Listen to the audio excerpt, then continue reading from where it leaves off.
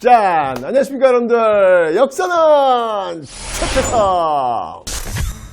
네, 오늘 이제 이 외교편에서 이제 좀 가슴 아픈 역사를 할 수 있죠. 임진왜란을 한번 살펴볼 텐데, 여기서 여러분들 우리 뭐 임진왜란 하면 딱 떠오르는 장수가 있잖아요. 이순신 장군, 그죠? 예. 금, 신, 전선, 상유, 시비.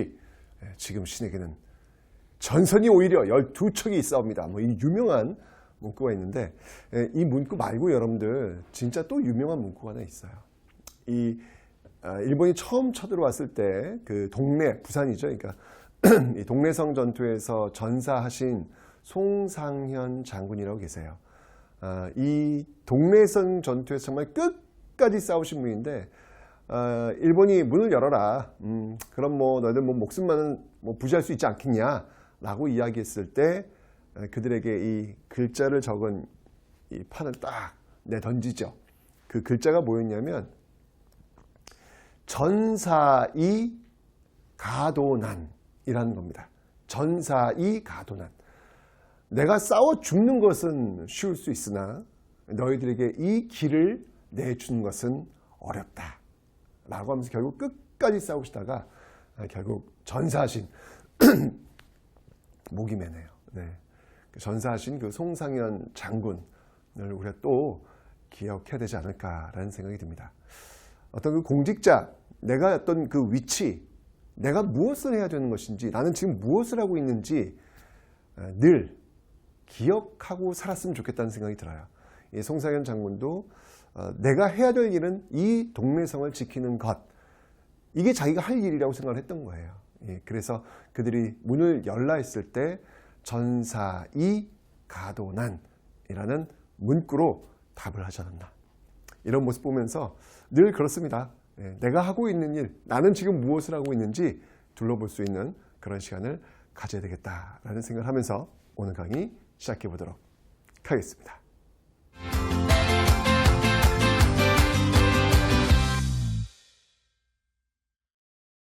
네, 자 이제 조선의 그 전기 외교 정책을 한번 살펴볼 텐데, 조선 전기 외교 정책을 네 글자로 한번 표현해 봐라 라고 한다면 저 위에 적혀 있죠. 4대 교린, 이렇게 딱 설명드릴 수가 있겠습니다. 자, 4대라고 하는 것은 뭐냐면 섬긴다는 것이죠. 큰 나라를 섬긴다라는 건데, 이 4대에 해당하는 나라는 어떤 나라일까요? 네, 바로 명나라가 되겠죠. 명나라가 되는 것이고요. 그 다음에 교린이라고 했을 때, 교는 뭐 서로 교류한다. 린은 뭐냐면 이웃린자예요. 이웃과 교류한다. 그 이웃에 해당하는 나라는 어떤 나라가 있을까요? 여진족이라든지, 그죠? 그 다음에 일본이라든지, 그 다음에 유구라면 이제 지금의 오키나와 이쪽이 되겠습니다. 이런 나라들과는 이제 좀 사이가 좋게 좀 지내는 어떤 그런 모습들이 보이고 있더라라는 거예요. 자, 그러면 이제 이 4대 교린과 관련된 이 나라들과 어떤 관계를 가졌는지 하나씩 한번 살펴보도록 하겠습니다. 먼저 명나라입니다. 자, 명나라는요, 초반부터 이렇게 사이가 좋았느냐는 아니었어요. 기본적으로 이 명과의 어떤 그 관계, 안 좋았던 관계, 특히 요동 지역을 우리가 차지하자라고 주장했던 인물들이 있습니다. 자, 먼저 누가 있냐면 최영 장군이 있죠. 최영 장군 있고, 나중에 여러분들 이 정도전 역시 요동정벌이라고 하는 것들을 한번 할 수 있는 거 아니냐라고 이야기했던 그런 모습들도 있습니다. 그래서 정도전, 이 두 인물의 어떤 공통점을 한번 들어봐라 라고 한다면 바로 요동을 정벌하자, 요동을 어떤 정벌하자, 뭐 이런 것들. 당연히 명나라는 으르렁될 수밖에 없는 거죠. 그죠? 이런 과정 속에서. 물론 이제 이 최영 같은 경우에는 요동정벌 명을 내렸던 이성계가 결국 회군해가지고 실패하면서 결국 최영은 죽게 되는 그런 모습들. 그리고 정도전 역시 마찬가지로 이성계의 아들 이방원이죠. 이방원에 의해서 결국 죽임을 당하게 됩니다. 자, 그러면서 이 태종 때 와서, 태종 이방원 때 와서 시스템이 갖춰진다고 보면 돼요. 어떤? 바로 이 4대. 이 4대라고 하는 그 시스템이 이제 이때부터 만들어져서 이제 쭉 이어지는 그런 모습들을 보이고 있는데, 사실 이 4대 외교라고 하는 게 좀 딱 들으면 기분이 좀 안 좋죠. 네, 이게 뭐야 자존심 상하는 거 아니야? 뭐 이렇게 생각할 수 있을런지 모르겠지만 사실 여러분들이 4대 정책, 4대 외교의 그 내용을 이렇게 들여다보면 꼭 그렇게 뭐 나쁜 것도 아니에요, 여러분들. 예. 요거는 지금 여러분들 기본적으로 어떤 시스템이냐면 바로 이제 공무역 시스템. 예, 공무역 시스템이고요. 예, 상당히 실리에 입각한 모습들이다라는 얘기예요. 예를 들면 이런 거예요. 이 4대 정책, 4대 외교라면요. 우리가 이 명나라에 조공을 바칩니다. 조공을 바친다라고 하는 건데 이 조공을 바치면 그냥 명나라가 그래 잘했다 뚝뚝뚝 끝난 게 아니에요. 그에 대한 답례를 해야 되는데 오히려 이거는 조공을 바친 것보다 답례가 거의 한 2배 정도. 아무래도 그렇죠. 상국이라고 모셨는데 똑같이 1대1 등가하면 자존심이 좀 상할 거 아니야. 그래서 한 2배 정도 되는 걸 더 내립니다. 그러니까 오히려 이 4대를 통한 이 공무역 시스템은요, 우리가 더 이득이에요. 그래서 이 중국을 중심으로 한 주변 국가에서는 어떻게든지 이 중국과의 어떤 4대, 그 쿼터를, 그러니까 몇 번 가면 갈수록 이득인 거 아니야. 그죠? 그 횟수의 어떤 쿼터를 더 받아내려고 노력을 굉장히 많이 할 정도예요. 그러니까 이게 단순하게 지금 어떤 생각하는 어떤 그 근대적인 어떤 개념에 국가대 국가에서 평등 개념으로 이걸 바라보면 안 돼요. 이건 이 당시에는 어쨌건 이 동아시아 같은 경우는 중국을 중심으로 이렇게 운영되고 있었기 때문에 그 시스템 속에서 이 내용들을 바라볼 필요가 있다라는 거 일단 기억을 좀 해놓으시면 되겠습니다. 됐죠? 자, 명과의 관계는 이제 이 정도 기억해 놓으시면 되고요. 자, 이제 교리를 한번 볼 텐데요. 교리는 이렇게 여진, 일본, 요구 일어날 때 이제 여진과 일본을 한번 좀 살펴보도록 하겠습니다. 자, 먼저 여러분들 여진과 일본 다 비슷해요. 강경책과 온건책을 병행해서 지금 쓰고 있다. 강경책과 온건책을 병행해서 쓰고 있다라는 겁니다. 자, 먼저 강경책입니다. 강경책은 땡! 혼내주는 거예요. 딱 때려주는 거예요. 이 사군 육진을 개척하는데 사군이 어디냐면요. 예, 사군. 네. 예, 사군, 요 지역. 쭉, 그 다음에 육진, 요 지역. 네, 이렇게 되는 겁니다. 실질적으로 이제 이렇게 이 지역을 개척을 하면서 지금 보여지고 있는 우리 지금 한반도의 모습 있잖아요. 예, 그 모습이 세종 때 거의 구축이 되었다라고 보시면 돼요. 그래서 사군이라고 하면 여기는 이제 여기 이제 사군이에요. 여기가 이제 사군, 여기가 사군, 그리고 여기가 육진인데 요 사군에 파견되었던 그 장수는 누구였냐면 최윤덕이라는 장수입니다. 여기는 네, 최윤덕을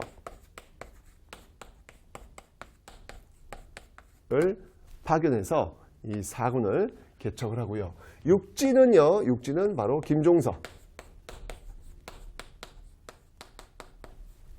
김종서를 파견해서 육전을 또 개척하고 있는 모습들을 보이고 있습니다. 이렇게 사군 육진을 개척을 하고 있는데 중요한 건 뭐냐면 사군 육진 개척에서 이제 끝나는 게 아니라 여기 이제 이렇게 개척해서 우리가 땅을 얻었어, 확보했어, 그럼 끝난다? 아니에요. 그 저기에 사람이 살아야 돼요. 사람이 살지 않으면 그거 돌려줘야 됩니다. 관리 못해요.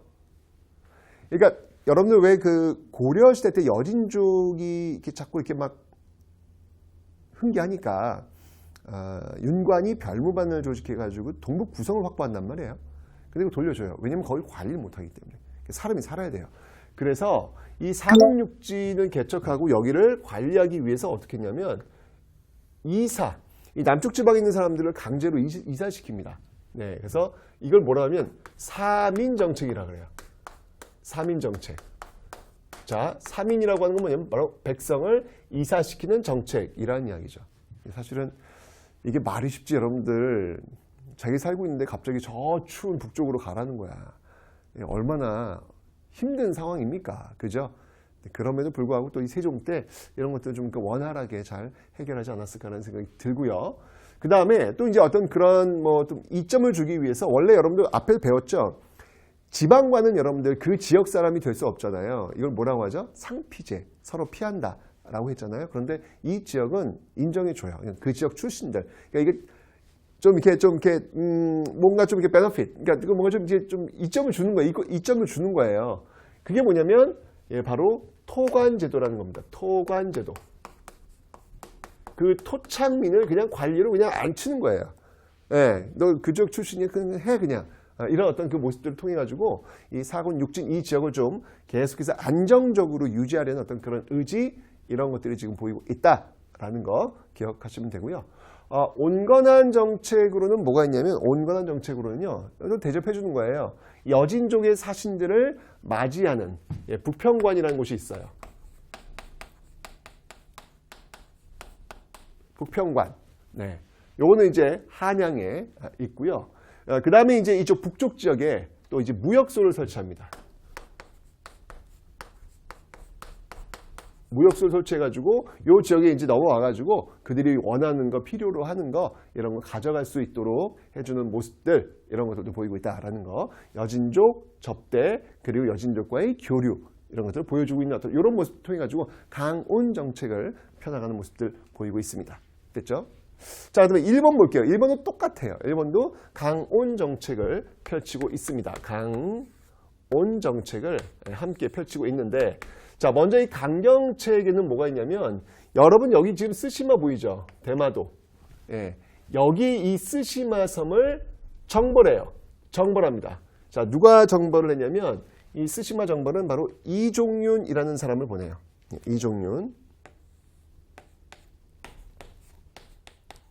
네, 이런 사람을 보내가지고 이 쓰시마를 또 정벌하는 그런 모습. 왜냐하면 왜구들이 워낙 여기 소굴이었기 때문에 여기 지금 이렇게 혼내준 어떤 그런 모습들이 나타나고 있다라는 거 봐주시면 되고요. 온건한 정책으로는요. 이들이 지금 원하는 건 뭐냐면 우리와 이제 교역하는 거 원하는 거거든요. 그래서 삼포를 열어줍니다. 삼포를 열어줍니다. 자, 삼포를 개항을 해줍니다. 이 삼포가 어디냐면요. 부산포, 제포, 연포예요. 여기를 열어줍니다. 어디냐면 자 부산포, 부산포는 뭐 여러분 잘 알고 있고요. 부산포, 그다음이 제포, 그다음이 연포 여기를 열어주는 거예요. 이 부산포는 어디냐면 부산포는 여러분 아시죠? 부산이고, 그죠? 이 제포는 어디냐면 이 제포는 진해예요. 진해. 지금은 이제 창원이 됐지. 창원. 그죠? 그다음에 연포는 어디냐면 연포는 신라시대 때 왜 국제무역항으로 굉장히 유명했던 곳이 있죠? 울산이에요. 울산. 여기를 지금 열어주는 거예요. 그래서 여기 와가지고 너희들 원하는 거 있으면 여기서 필요한 거 가져가 라고 해서 이렇게 삼포를 개항해 주는데 요 삼포 개항과 관련된 이 조약이 있어요. 그 조약이 뭐냐면 바로 계해약조라는 겁니다. 계해년에 여기를 열어줄 테니까 너희들 무역을 해라. 이게 계해약조입니다. 근데 여기 이제 사실은 삼포를 먼저 개항하고 그 다음에 이제 그걸 이제 명문화시킨 게 이제 계해약조라고 보시면 돼요. 그래서 이렇게 해서 지금 일본과의 어떤 그 강온 정책을 펼치고 있는데 자, 지금 보면 여진족의 뭐 사군 육진 개척, 그 다음에 무역소의 설치, 또 북평관의 이름을 바꿔요. 이 여진족에 대한 접대 그 기구를. 그리고 쓰시마섬 정벌, 그 다음에 삼포 개항, 계해약조. 이게 지금 다 어느 왕 때 이루어지고 있냐면 이게 지금 모두 지금 다 세종 때. 그러니까 여러분 세종은 시험에 워낙 잘 나오는 왕이기 때문에 여러분들 반드시 기억을 해 놓으셔야 된다고 그랬죠, 제가. 네, 그래서 이 모든 게 지금 다 세종 때. 세종 때 이루어지고 있다라고 하는 사실, 그 사실을 여러분들이 반드시 기억을 해 놓으셔야 되겠습니다. 너무 중요해요, 여러분들. 세종 때 이 모든 것들이 지금 이루어지고 있다라고 하는 거. 북평관 같은 경우 여러분들 뭐 그 전에 이게 여진족에 대한 접대는 아마도 태종 때부터 이루어진 것 같아요. 근데 이렇게 이름을 바꿔놓은 거는 세종 때부터 이름을 또 바꿔놓기 때문에 또 세종과 이제 관련이 있다 이렇게 보시면 되겠습니다. 네. 근데 진짜 이거 잘못 썼어요. 이종윤이 왜 나왔지? 여기 이종무입니다. 이종무. 이렇게 해서 보시면 되겠습니다. 쓰시마 정벌은 이종무를 보냈다라는 거 다시 한번 제가 수정해 드렸고요. 자, 이렇게 해서 4대와 교린, 조선 전기 이런 어떤 정책들에 의해서 여진과 일본과의 관계가 이루어지고 있다는 거 기억해 두시면 되겠습니다.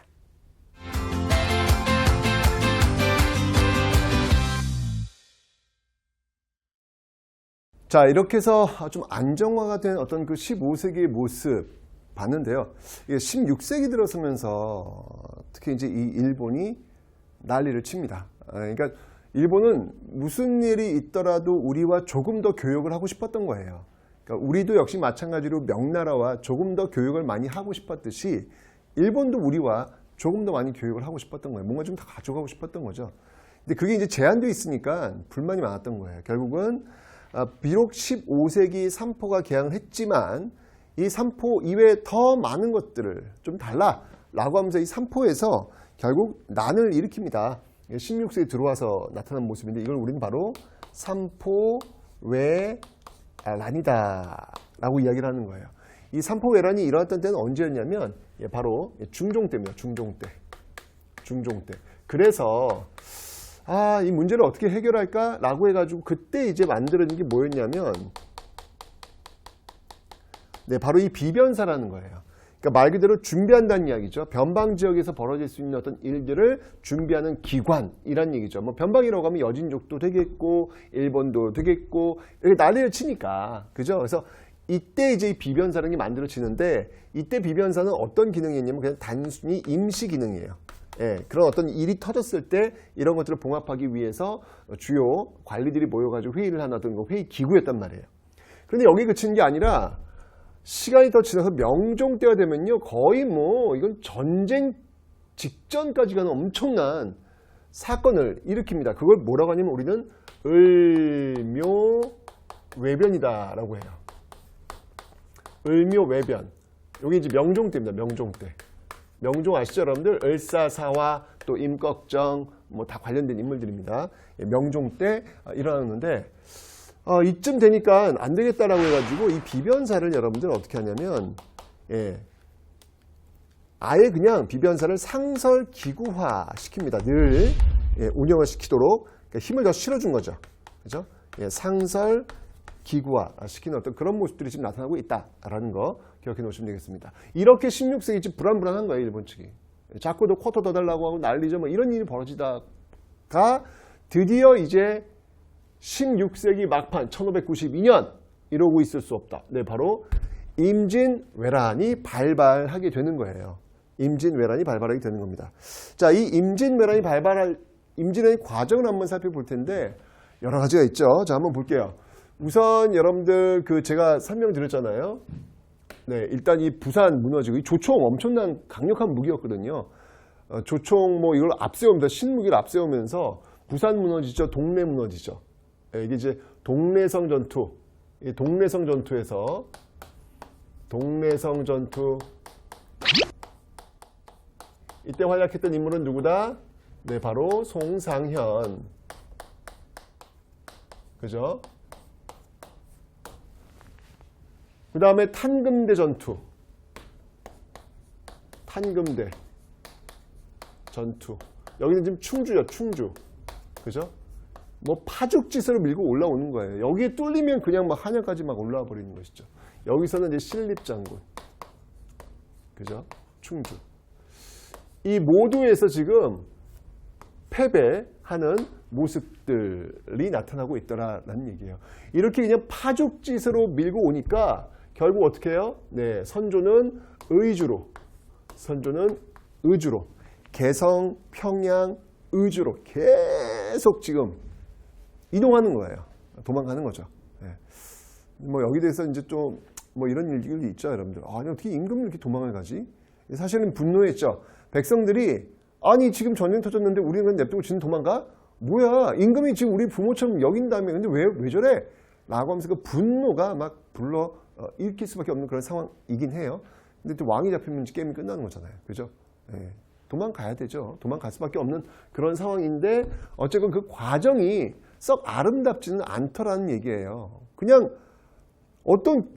그러니까 일단 잡히면 안 되니까. 그죠? 피난은 가야죠. 근데 피난을 갈 때 그 지역민들을 어떻게 할 것에 플랜이 좀 있어야 되는데 그게 전혀 없는 거예요. 일단 그냥 내 목숨 먼저 살고 보자. 이런 식으로 그냥 가버리다 보니까 그냥 백성들은 그냥 내팽개쳐진 이런 모습 되면서 이걸 이제 많이 먹게 되는 그런 모습들이 나오고 있는 겁니다.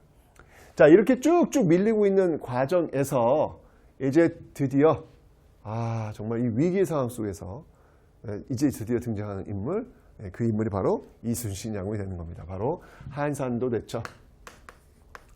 한산도 대첩.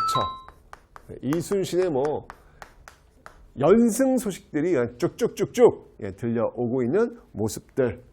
다행이죠, 여러분들. 정말 다행입니다. 이순신의 어떤 그 활약도 있었고요. 그 다음에 이제 또 진주대첩. 이것도 정말 눈물겹게 끝까지 맞싸웠던 진주대첩. 네, 이때 이제 김시민, 그죠? 김시민 장군의 진주대첩. 이런 것들이 있었다는 거.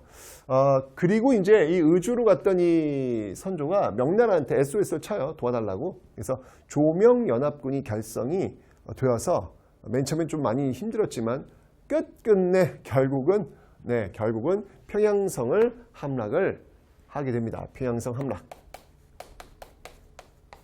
평양성 탈환. 요게 이제 평양성 탈환이 이제 조명연합군에 의해서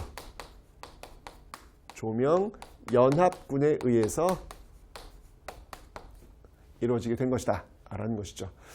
특히 이제 이 북쪽 지역에서 지금 이쪽이 평안도 지역에서 평양성이 탈환되었고, 또 이쪽 함경도 지역에서 또 의병들이 또 활약을 많이 해요. 그 대표적인 어떤 전투가 있다면 바로 북관대첩이라고 있습니다.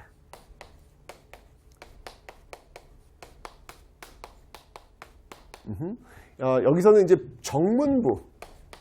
정문부가 중심이 되어가지고, 그래서 의병을 이끌면서 정문부가 중심이 되어가지고 또 활약을 하면서 또 이 적들을 또 밀어내는 어떤 모습. 그래서 조명연합군이 이제 평안도 쪽이라면 이 정문부의 의병과 같은 쪽은 이제 함경도 쪽에서 이제 밀고 내려, 그러니까 일본을 이제 밀어내는 거죠. 밀어내었던 그런 모습들이 지금 나타나는 과정 속에서 이제 하이라이트라고 할 수 있죠. 이 임진왜란의 하이라이트라고 할 수 있는 바로 행주대첩. 행주대첩을 승리로 이끌게 됩니다. 누가? 바로 권율 장군. 권율 장군이 또 행주대첩에서 큰 승리를 거두게 되더라라는 얘기죠. 우리는 그래서 여러분들 여기 있는 이 한산대첩, 그리고 쭉 내려와서 이 진주대첩, 그리고 이 행주대첩, 이거를 우리 뭐라 그래요? 임진왜란 3대첩. 임진왜란 3대첩이다 라고 이야기를 하고 있죠. 일단 기억해 놓으시면 되고요. 그 다음에 여기 지금 의병 있잖아요. 의병. 우리가 또 의병에 대해서 또 한번 좀 기억을 좀 해야 될 것 같아요. 의병. 이 대표적인 의병들을 한번 좀 들어봐라 라고 한다면 뭐 너무 많습니다. 어떤 인물들이 있냐면 의병에는 그렇죠. 경상도 지역의 홍위 장군, 곽재우 빼놓을 수 없죠. 곽재우. 그죠? 곽재우. 그 다음에 전라도 지역의 고경명. 그 다음에 충청도 지역의 조헌. 이런 인물들이 또 이 의병으로서 또 활약을 하고 있다라고 하는 것도 여러분 좀 기억을 해놓으시면 되겠습니다. 됐죠? 자, 이렇게 지금 막 그냥 올라갔다가 좀 겨우겨우 지금 다시 지금 밀고 내려오면서 좀 이렇게 소강 상태가 벌어지고 있는 상황. 사실은 임진왜란 벌었을 때 그 앞부분만 싸웠고요. 그 중간 부분은 거의 휴전 상태라고 보시면 돼요. 자, 이런 과정 속에서 이제 어떤 일이 벌어지는지를 한번 살펴보도록 하겠습니다. 자, 먼저 여러분 기본적으로 지금 우리 앞에 배웠지만 이 조선의 조직은 그러니까 군사 조직은 5위, 영진군 체제다라고 제가 설명드렸잖아요. 이게 이제 전쟁이 벌어지면서 많이 바뀌어요. 자, 한번 볼게요. 자, 먼저 중앙군입니다. 중앙군. 자, 중앙군은 제가 5위 체제다라고 설명드렸어요. 5위 체제. 그죠? 5위 체제. 그리고 지방군. 이 지방군은 영진군 체제다라고 설명드렸습니다. 영진군 체제다. 요게 이제 요 임진왜란 휴전기가 들어가거든요. 휴전기에 들어서면서 바뀝니다. 그래서 이 5위 체제는요. 이 5위 체제는 여러분 잘 아시겠지만 의무병제 아니야. 이게 의무병. 그죠? 의무병. 직업 의무병이었는데 요게 이제 임진왜란 거치면서 이거 문제가 있는 것 같다. 왜냐면 이 5위 체제 속에서 의무병 체제 속에서 사람들이 포를 내고 군대를 빠진단 말이에요. 그러니까 그 지역을 지킬 수가 없는 거예요. 그러다 보니까 이렇게 일본이 밀고 들어왔을 때 아주 쉽게 무너졌다는 얘기죠. 그래서 안 되겠다. 그 포를 가지고 군인을 모집하자. 모집해가지고 그 군인들을 하여금 나라를 지켜야 되겠다라고 하면서 이 훈련도감 이제 이런 것들이 만들어지는 그 배경 속에 누가 있었냐면 바로 유성룡이라는 인물이 있습니다. 유성룡 이런 어떤 그 많은 변화들 속에서 유성룡이라는 인물도 여러분이 좀 하나 기억을 해 놓으시면 되겠습니다. 이런 어떤 그 변화의 과정 속에서 이런 변화의 과정을 주도했던 그런 인물이 바로 유성룡. 유성룡 하면 여러분 뭐가 있어요? 징비록, 그죠? 네, 요 어떤 그 변화의 과정에 이런 인물들도 있다는 걸 기억해 놓으시면 되겠습니다. 그래서 훈련도감이 나오는데요. 이 훈련도감은 이제 5군형의 출발점이 돼요. 이 조선 전기가 5위 체제였다면 조선 후기는 5군형 체제가 되거든요. 그 5군형의 스타트, 5군형의 출발점, 이게 바로 이제 훈련도감이다라고 보시면 돼요. 이 훈련도감의 가장 큰 특징은 뭐냐면 바로 앞에 있었던 그 의무병이 아니라 바로 직업 군인으로 이제 바뀐다는 거예요. 직업 군인. 네, 이 백성들이 포를 내면 군대를 안 가듯이 포를 내면 그 포를 가지고 이 군인들을 배치하는 월급을 주면서 나라를 지키려고 하는 어떤 그런 모습들이 나타나고 있다는 얘기죠. 그죠? 이 훈련도감은 이제 어떻게 구성이 되냐면 일단 여러분 이게 임진왜란의 반성 속에서 나온다라고 보시면 돼요. 임진왜란의 반성. 지금 임진왜란 때 우리가 이렇게 밀릴 수밖에 없었던 가장 큰 이유 중에 하나는 뭐냐면 조총이죠, 조총. 그죠? 땅땅땅땅 이게 그 소리만 듣고도 사람들은 그냥 자지러졌다고 합니다. 얼마나 처음 듣는 소리가 얼마나 놀랬겠어요. 그죠? 그래서 우리도 그러면 조총을 가져야 되겠다. 사실 우리가 임진왜란 때 조총을 처음 알았는 게 아니에요. 그 이전에도 우리는 조총의 존재를 알고 있었고 평가 다 끝났었어요. 어떤 평가? 별거 아니다. 왜냐면 이 조총이 사실은 칼보다 위력적이지 않아요. 왜냐면 조총 같은 경우에는 이렇게 한 발 딱 장전하면은 이거 불을 붙이고 한 발 쏘잖아요. 그럼 다시 닦아가지고 다시 장전하고 다시 불을 붙이고 쏘고 거의 1분이 걸려요. 그럼 1분 동안 칼로 착 베어버리면 되는 거거든요. 그러니까 별로 조총 하나는 의미가 없다고요. 그래서 조선 조총에서는 이건 뭐 큰 무기가 아닌 것 같습니다. 라고 했지만 일본 측에서는 이 조총을 가지고 전술을 짜죠. 1열, 2열, 3열. 1열 땅 쏴. 그럼 이제 다음에 2열 땅 쏴. 그 다음 3열 땅 쏴. 앞에 있는 1열과 2열은 총 준비하는 거예요. 3열 딱 쏘면 다시 1열 딱 창 쏴. 이러면 거의 연발이 된다는 얘기죠. 조총 하나는 별거 아니지만 그 조총이 집단화가 돼버리면 굉장히 강력한 무기가 된다는 이야기예요.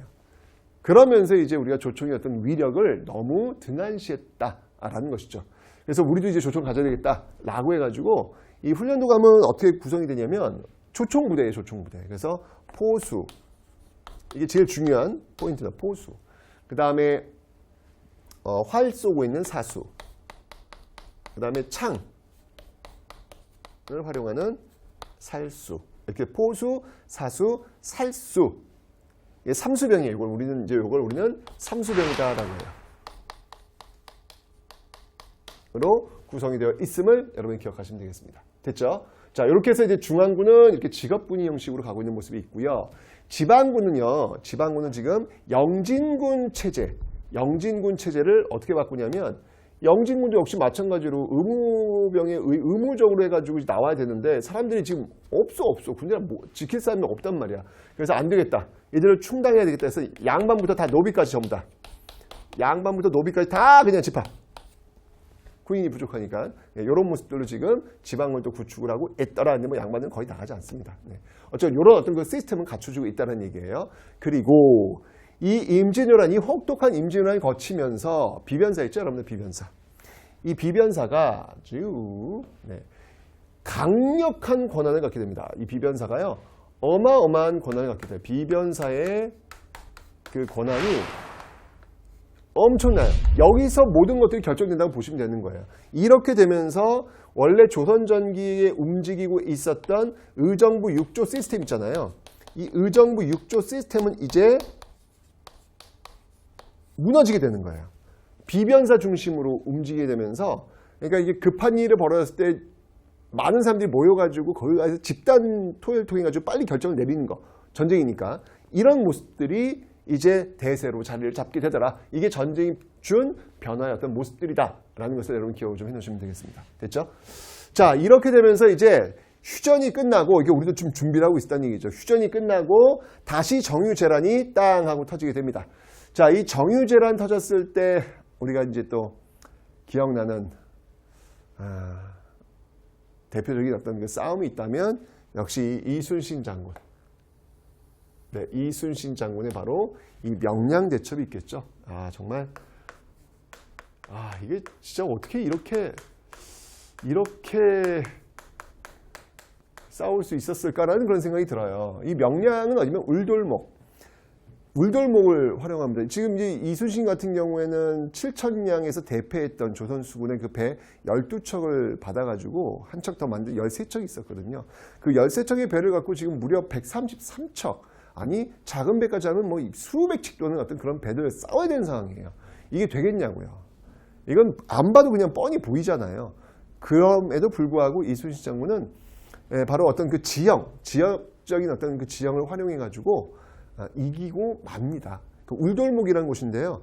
말 그대로 여러분 한번 가보세요. 진도로 넘어가는 그 목이에요. 예, 목인데 이제 말 그대로 울자가 뭐냐면 이 명량이 뭐냐면 이 명량이 이게 울명자예요. 그러니까 울돌목 그거 얘기하는 거예요. 예. 소리가요. 이 물살이 엄청 세가지고요. 여기서 진짜 물살이 돌아가는 소리가 이제 운다라는 어떤 느낌? 굉장히 강합니다. 굉장히 강합니다. 바로 그 울돌목에서 이 일본 외선들을 그냥 박살을 내죠. 근데 여러분들 그건 기억하셔야 돼요. 우리가 지금 조총같이 그 어떤 그 뛰어난 무기는 없었지만, 조총 같은 무기는 없었지만 우리는 조총보다 더 뛰어난 무기가 있었어요. 화포. 이순신은 절대, 일본의 장점이 뭐냐면 일본은 빠른 배를 갖고 와가지고 빨리 배를 붙여가지고 그 배 위에 올라타가지고 싸우는 거예요. 칼싸움. 그래서 이기는 거예요. 그게 그들의 장점이에요. 우리 장점은 뭐냐면 포가 있다는 거예요. 포. 우리는 묵직한 판옥선을 통해서 그 포를 실어가지고 빵빵 때린다는 얘기예요. 그 포를 갖고 싸우면 되는 거예요. 그래서 이순신은 절대 백병정하지 않습니다. 일정한 거리를 두고요. 포 때리면서 이기는 어떤 모습들, 싸워서 이기는 것이 아니라 이겨놓고 싸우는 게 바로 이 이순신 전략이다라는 거 봐두시면 되겠습니다. 그래서 명량에서 아주 대승을 거두게 되는 모습들 있죠. 그렇지만 이제 결국 맨 마지막 싸움이라고 할 수 있는 이 노량이죠. 노량. 네. 노량에서 결국 전사하는 그런 모습들을 보이게 됩니다. 자, 이러면서 이제 1992년 출발했던 그 7년간의 어떤 전쟁이 이제 끝나게 되었습니다. 정말 엄청난 피해를 주게 되는 어떤 그런 모습들이 있는데, 자, 이 과정에서 그러면 대외적인 변화가 어떻게 있는지 한번 볼게요. 이 과정에서 이 명나라가요. 이 명나라는 이 지금 조명연합을 해주는 과정 속에서 굉장히 쇠퇴해요. 그리고 저쪽 만주 쪽에서 성장하고 있었던 여진족의 나라가 있습니다. 바로 후금. 후금이라는 나라는 성장을 하게 되는 것이고, 일본 같은 경우는 여러분들, 일본에서는 이 도요토미 히데요시가 이제 죽잖아요. 그러면서 그 뒤를 이어서 에도 막부가 들어섭니다. 에도 막부.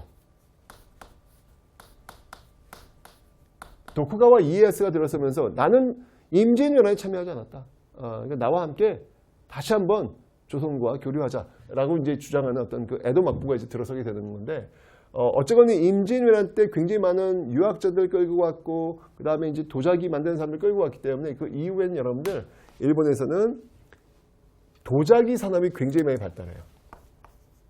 아주 세계적인 어떤 그런 모습으로 나타나게 되고요. 그 다음에 성리학이 또 발달하는, 특히 이제 퇴계 이황, 이 어떤 그 성리학이 발달하게 되는 어떤 그런 모습들이 지금 나타나고 있다라고 하는 것을 기억해 놓으시면 되겠습니다. 됐죠? 정말 이 일본의 어떤 침략 속에서 치러했던 이 임진왜란 드디어 끝났습니다. 하지만 이 임진왜란, 그 큰 전쟁이 있었기 때문에 조선 전기와 조선 후기로 나뉘는 그 분기점이 될 정도로 엄청나게 피해가 전쟁이란 이런 거예요, 여러분들. 그냥 한 시대의 어떤 성격을 바꿔놔버리는 엄청난 사건이 바로 이 전쟁이다라고 하는 거. 역사에서 또 한 번 이 아픈 전쟁, 해서는 안 될 전쟁 다시 한번 기억해 봐야 되겠습니다.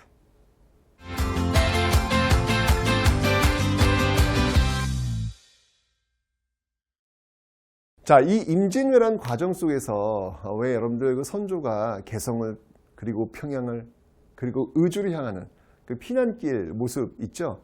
특히 이제 평양을 떠날 때 야 이거 큰일 났다라고 하면서 부랴부랴 이 광해군을 세자에 책봉하게 됩니다. 아이고 그 이전에 정철이 그 세자 책봉하자고 할 때 그 난리를 쳐가지고 그죠? 정철이와 이 서인들이 그냥 다 날아가는 어떤 그런 모습도 있었잖아요, 그죠? 예. 그러면서 이제 또 동인당이 다시 북인과 남인으로 나뉘게 된다, 뭐 그런 얘기 말씀드렸잖아요. 근데 이제 와서야 이제 드디어 이제 뭐 이 난리가 나니까 결국은 광해군을 세자에 책봉을 하고 있습니다. 자, 그 과정에서 그러니까 임진왜란 과정 속에서 세자가 책봉되었던 이 광해군 결국 선조의 뒤를 이어서 왕위에 오르게 됩니다. 이 광해군이 왕위에 올랐을 때 한 일들 중에 하나는 뭐냐면 지금 임진왜란의 결과 지금 이 국제 정세가 아주 급변하고 있다는 이야기예요. 명나라는 지금 쇠약해지고 있고 후금은 지금 굉장히 성장하고 있는 모습들. 근데 이 과정 속에서 명과 후금이 싸우네. 그렇겠죠. 예, 누가 승자가 될 것이냐 싸우겠죠. 그때 명나라가 이제 도와달라고 얘기해요. 조선한테. 도와줘. 우리 함께 후금을 치자 얘기합니다. 자, 어때? 이게 지금 그 이전에 여러분 임진왜란 때 명나라가 우리 도와줬잖아. 그죠? 도와줬잖아. 근데 이제 명나라가 도와달래. 그럼 도와줘야 돼, 말아야 돼? 도와줘야죠. 예. 의리! 도와줘야죠, 의리. 근데 여러분들 이거는 인간 대 인간, 사람 대 사람과의 어떤 관계에서 당연시되는 인지상정이고요. 이게 국가 대 국가의 관계가 되면 조금 더 고민을 해봐야 돼요. 이게 과연 국익에 부합한 거냐. 국익에 부합하면 해야 되겠지만 단순히 의리 때문에 도움을 준다라고 하는 것은 조금은 고민해 볼 여지가 있다는 이야기예요. 여러분들 우리 앞에서 왜 진흥왕 성왕 아시죠? 예, 진흥왕이 결국 배신 때리고 한강지역 차지하면서 신라 삼국통일의 토대를 쌓아놨던 거 국익을 위해서는 그렇게 배신을 해야 되는 거거든요. 여기도 마찬가지로 지금 이 광해군이 봤을 때 이 명이 지금 굉장히 약화되고 있는 어떤 상황인데 이거를 지금 여기서 섣불리 명에 줄 섰다가는 나중에 후금 어떻게 될 건데? 대책이 있냐고. 그래서 명이 도와움을 달라고 했으니까 일단 군대를 보내긴 해요. 보낼 때 그 군대를 이끌고 있는 이 강옥립을 불러요. 강옥립을 불러서 적당히 한번 그 때를 좀 살펴보라고 이야기합니다. 이게 지금 과연 우리가 이게 몸 맞춰면서 우리들 다 이 군사를 다 죽여가면서 싸워야 되는 어떤 상황인지 아닌지를 잘 보라고 이야기하죠. 결국 이 강옥립은요 투항합니다. 이 후금의 투항을 하게 되는 모습들. 와, 근데 여러분 이게 난리가 난 거예요, 난리가. 당시 어떤 그 유학자들, 당시 그 신하들은 어떻게 이럴 수가 있단 말이냐. 우리가 지금 임진왜란 때 정말 다 무너지고 다 패배할 수밖에 없었던 그 조선을 다시 세워준 나라가 명나라인데 제조지은 우리를 다시 만들어준 그 명나라인데 어찌하여 우리가 이렇게 명을 배신할 수 있겠단 말이냐. 난리가 나요. 그런 또 과정 속에서 이 광해군이 보여줬던 또 도덕적인 결함도 있었죠. 왜냐하면 자신의 동생, 그렇죠. 예, 자신의 동생 영창대군을 증살, 쪄 죽이죠. 예, 그리고 그의 어머니 인목대비, 배다른 어머니예요. 예, 그러니까 계모예요, 계모. 예, 이 인목대비를 또 폐위시켜 버립니다. 이런 어떤 그 도덕적 결함, 이런 결함과 바로 이 제조지은, 명분에 맞지 않는 이 외교적 선택, 이것이야말로 탄핵 사유다라고 본 거예요. 결국 이것 때문에 이제 인조 반정으로 광해군은 축출이 되는 것입니다. 되는 거예요. 근데 여러분들 이제 또 배우겠지만 광해군은요, 이런 그 실리 외교뿐만 아니라 국내 정책에서도 굉장히 중요한 역할들을 많이 해요. 특히 이 대동법을 처음으로 시행을 합니다. 대동법의 시행. 이거는 많이 가진 사람은 세금을 더 많이 내라는 거예요. 당납의 폐단, 그걸 없애기 위해서 대동법을 시행했고, 예, 그 다음에 예, 바로 이때 이 백성들을 위해서 동의보감. 워낙 이 전쟁이다 보니까 다친 사람들, 아픈 사람들 많을 거 아니에요, 그죠? 이 동의보감을 또 이때 허준을 통해 가지고 예, 간행하는 모습들이 나타나고 있더라라고 하는 겁니다. 자, 이때 이 광해군의 어떤 모습들이었지만 결국은 이제 물러나면서 인조 반정이 벌어지고 있더라라는 겁니다.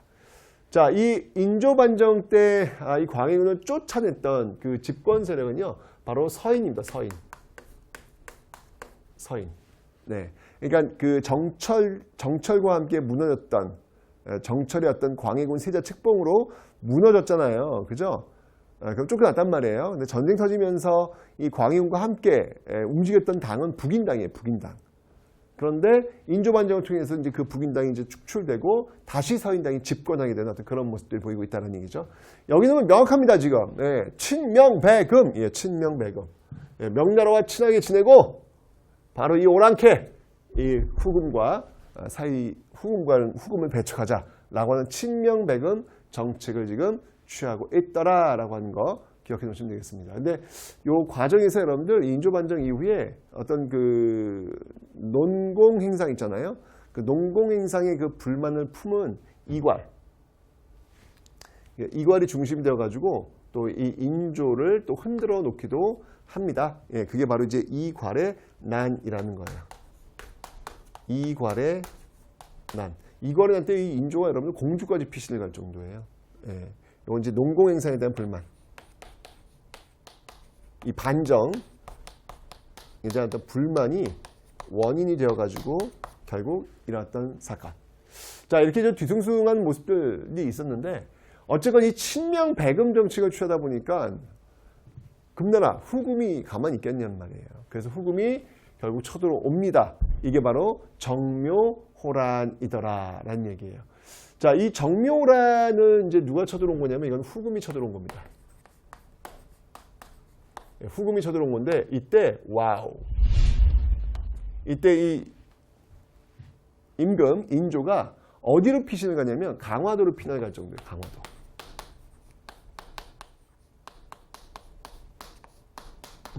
예, 강화도로 피난 갈 정도의 어떤 모습들이 보이고 있고요. 결국은 이 후금과 어떤 관계? 형제의 관계로 마무리가 되죠. 형제의 관계로 일단 마무리가 되는데 이 형제 관계를 조선은 이행하지 않아요. 예, 끊임없이 그냥 뭐 사신을 보내라는데 보내지도 않고 누굴 보내라는데 가짜 사람을 보내고 뭐 이런 식으로 지금 어떻게 보면은 이제 갖고 논 거죠. 후금을 이제 오랑캐 따위로 제대로 취급을 하지 않는 것이죠. 결국은 또 쳐들어옵니다. 이게 바로 병자호란. 이때는 이제 후금이 이 나라 이름을 바꿔요. 더욱더 커졌죠. 바로 청이라는 나라 이름으로 바꿉니다. 자, 이러자 어디로 피난 가냐면 바로 남한산성으로 피난을 가요. 왜냐하면 강화도를 막아놨어요. 저번에 한번 피난 곳이기 때문에 이 청나라가 바로 막았습니다. 남한산성으로 피난을 가고요. 여기서 이제 항전 47일간의 항전을 하게 되는 것이죠. 이때 이제 대표적인 인물이 바로 이 최명길과 김상원, 주화파와 주전파의 어떤 그 대립 구도. 근데 참 역사라고 하는 게 참 아이러니하죠. 최명길, 김상원. 당시의 시선으로 본다면 이거는 여기서 싸운다고 하는 건 있을 수 없는 일이에요. 이길 수가 없거든. 그렇다면 여기서는 빠르게 이제 수습하는 것, 이게 굉장히 중요한데 그 역할을 최명길이 해요. 그런데 이후 역사에서는 최명길보다는 이 김상원, 끝까지 항전하자라고 했던 이 김상원에 더 많은 점수를 주고 있다는 사실. 예. 이러면서 이제 뒤에 이제 세도가문, 안동 김씨, 뭐 이런 모습들이 쭉 이어지게 되는 게 바로 이런 배경에서 나오게 된다라는 것이죠. 네. 결국은 이제 끝까지 싸우지 못하죠. 예, 나와요. 예, 나오면서 결국 삼전도에서 굴욕적인 309 고도례, 삼전도에서 항복을 하게 됩니다. 머리를 조아리고 항복하는 어떤 그런 모습들을 보이게 되는 모습들. 이러면서 이제 병자호란이 끝난 거예요. 예. 그리고 이제 광해군 때는 여러분들 여기 지금 일본과 지금 외란으로 지금 외교가 끊겼잖아요. 광해군 때 다시 관계를 회복합니다. 이 회복하는 걸 뭐라고 하냐면 우리는 기유약조라 그래요. 그러니까 계해약조는 앞에 세종 때 일본과의 어떤 그 교류를 이야기하는 것이고, 기유약조는 다시 일본과의 어떤 교류를 갖겠다라는 얘기죠. 이건 바로 이제 국교 재개, 국교를 재개하는 모습들. 그래서 이후에는 통신사를 다시 재파견하는 이 모습들이 나타나고 있더라라는 얘기입니다. 자, 여러분들 이렇게 해서 임진왜란과 이 병자호란이 끝났어요. 와, 이 어마어마한 전투, 이 어마어마한 전쟁, 이 두 차례 전쟁은요, 정말 이 조선 사회를 송두리째 바꿔 놓게 될 겁니다. 정말 이 두 전쟁 이전 사회와 이 두 전쟁 이후 사회는 완전히 달라지는 모습을 여러분들 보이시게 될 거예요. 전쟁은 바로 그런 거거든요.